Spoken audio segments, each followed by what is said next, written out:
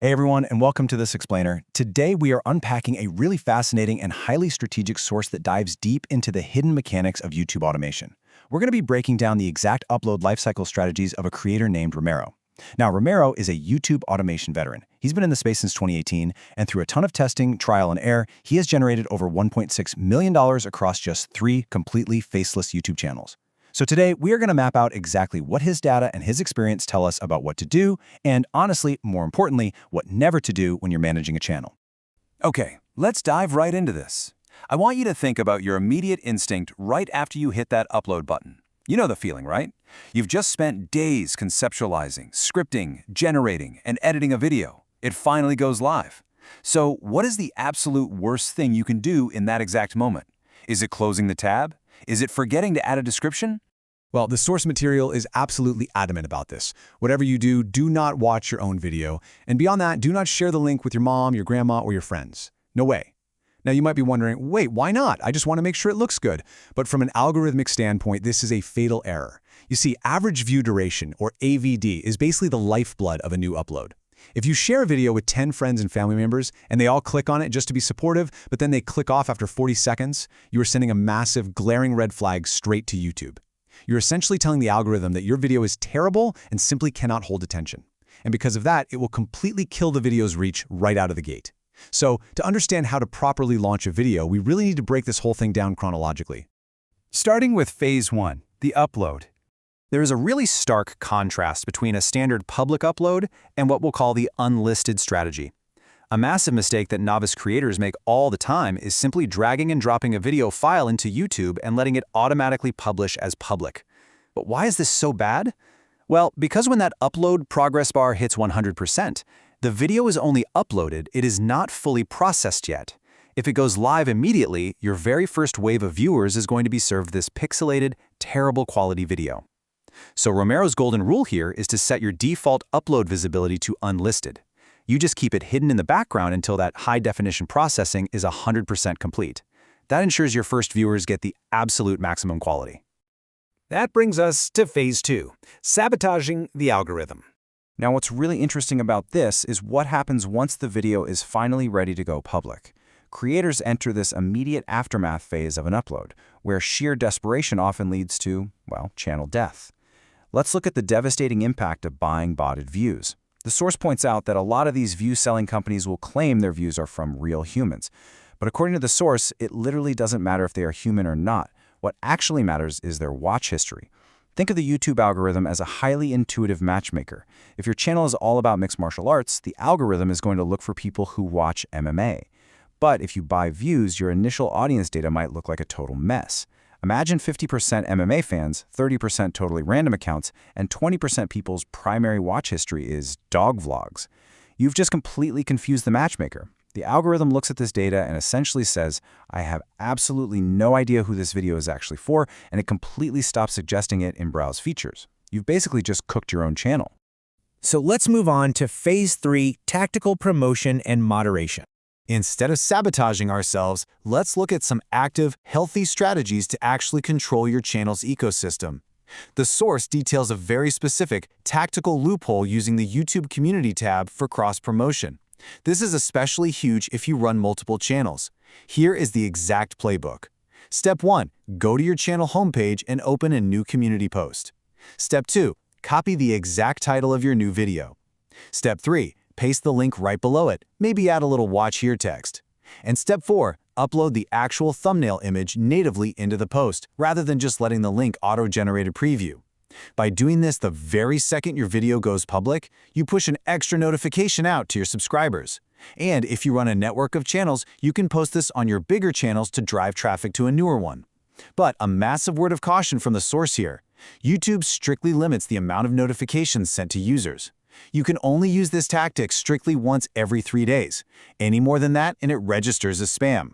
Now, right after upload and promotion comes moderation. Should you sit there and delete comments? The source argues that you shouldn't do it manually, but you absolutely should automate it using YouTube's community moderation settings. You need to add highly specific negative keywords to your blocked words list. We're talking phrases like waste of time, video is fake, unsubbed, or stop clickbaiting. The goal here isn't to silence all criticism or general opinions, it's just to automatically hide comments that might convince a brand new viewer to click off the video and ruin your retention.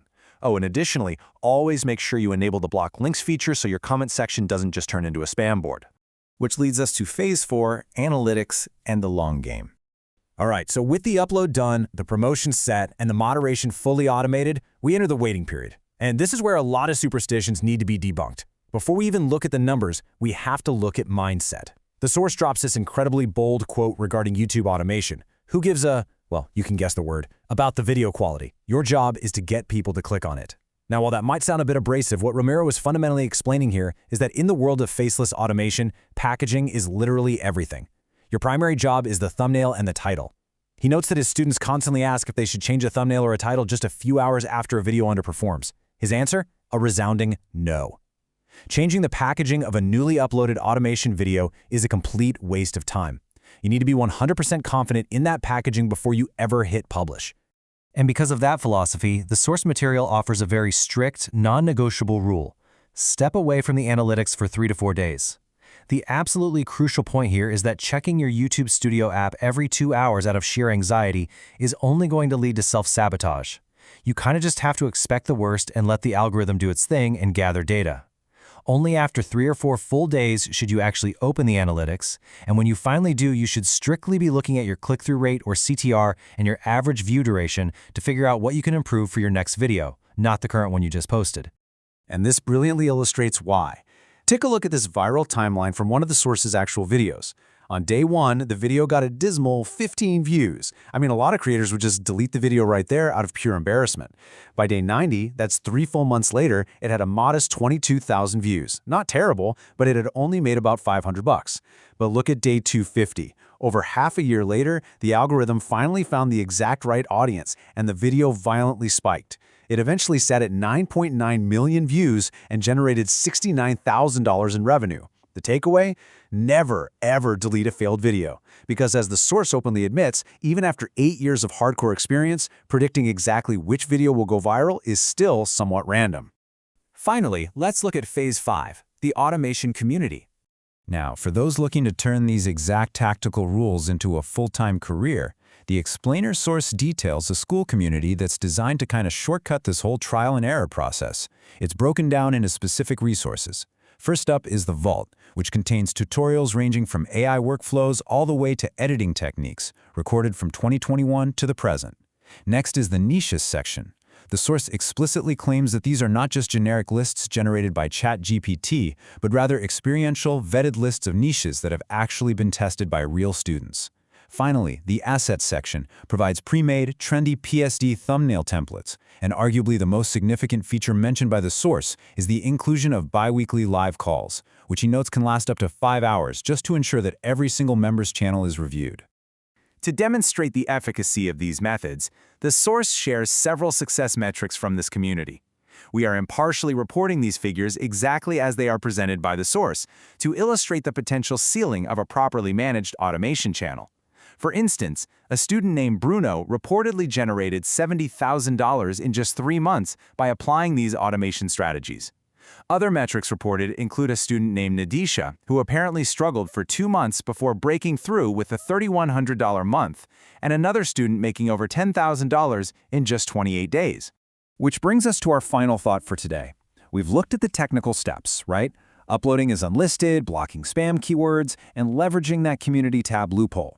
We've looked at the pitfalls, buying botted views, ruining your average view duration, and obsessing over your analytics. But at the core of all this source material is really one defining trait. Do you have the patience to let the algorithm do its job? Can you post a video, be fully confident in its packaging, close the analytics tab for 4 days, and then let a video sit for 250 days without deleting it? YouTube automation isn't just about output, it's about discipline. Keep that in mind the next time you are hovering over that publish button. Thanks for joining me on this explainer, and keep learning.